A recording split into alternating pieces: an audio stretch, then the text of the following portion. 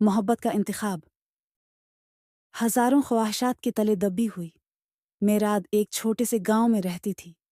उसकी जिंदगी बहुत सादा थी।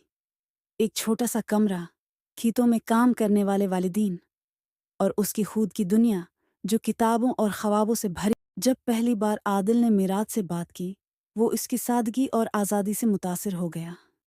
वो दोनों तकरीब के दौरान मुख्तलिफ मौज़ूआत पर बात करते रहे और यूं एक गहरा रिश्ता कायम हुआ। लेकिन एक चीज़ थी जो मेराद को हमेशा परेशान करती थी, इसके वालिदैन की तवक्कुआत। मेराद की वालदा और वालिद इसके लिए एक अच्छे खानदान से ताल्लुक़ रखने वाले लड़की की तलाश में थे। वो हमेशा उससे कहते, हम चाहते हैं कि तुम्हारे लिए कोई ऐसा शख्स हो जो तुम्हें ज़िंदगी की हकीकतें सिखाए, जो तुम्हारी ज़िंदगी को बेहतर बनाए। लेकिन मेराद का दिल हमेशा कुछ और ही चाहता है था। आदिल से मुलाकात के बाद मेराद की ज़िंदगी में एक नया मोड़ आया। इसके दिल में आदिल के लिए जज़्बात थे, लेकिन वो जानती थी कि इसकी मोहब्बत को कबूल करना इसके ख़ानदान के मयार से मुतसादिम होगा।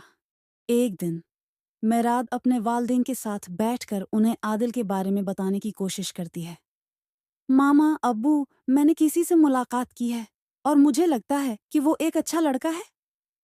लेकिन उसके वालिदैन का रद्दामल वो नहीं था जो वो चाहती थी। इनके चेहरे पर मायूसी और नाराज़गी थी। ये क्या बेवकूफ़ी है, इसकी वालदा ने कहा। हमने तुम्हारे लिए जो रिश्ता सोचा था वही बेहतर है।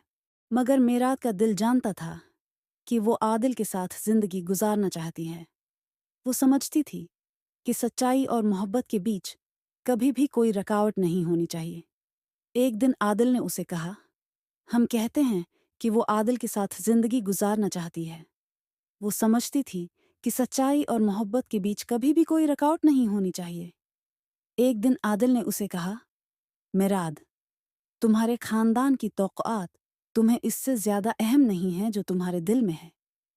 ज़िंदगी में मोहब्बत और खुशी के रास्ते हमेशा मुश्किल होते हैं, मगर जब तक तुम अपने ख्वाबों के पीछे नहीं दौड़ोगे, तुम्हारी ज़िंदगी में सुकून नहीं आएगा। ये बात मेराद के दिल में जा पहुंची और उसने फैसला किया कि वो अपनी मोहब्बत को न सिर्फ अपने ख़ानदान बल्कि खुद अपने लिए भी कबूल करेगी। इसने अपने वालिदैन के सामने अपनी बात रखी। मामा, अबू, मैंने अपने दिल की आवाज़ सुनी है और वो आदिल के साथ है। मैं चाहती हूँ कि आप मेरी खुशी को तस्लीम करें, क्योंकि यह मेरा फ़ैसला है। उसके वालिदैन को मेराद की बातों ने थोड़ा देर से समझाया, लेकिन आखिरकार वो इसकी खुशी को तस्लीम करने पर राज़ी हो गए। हमने तुम्हारी ज़िंदगी के बारे में बहुत सोचा और हमने ये समझा कि तुम्हें अपने ख्वाबों को पूरा करने का हक़ है, इसके वालिद ने कहा।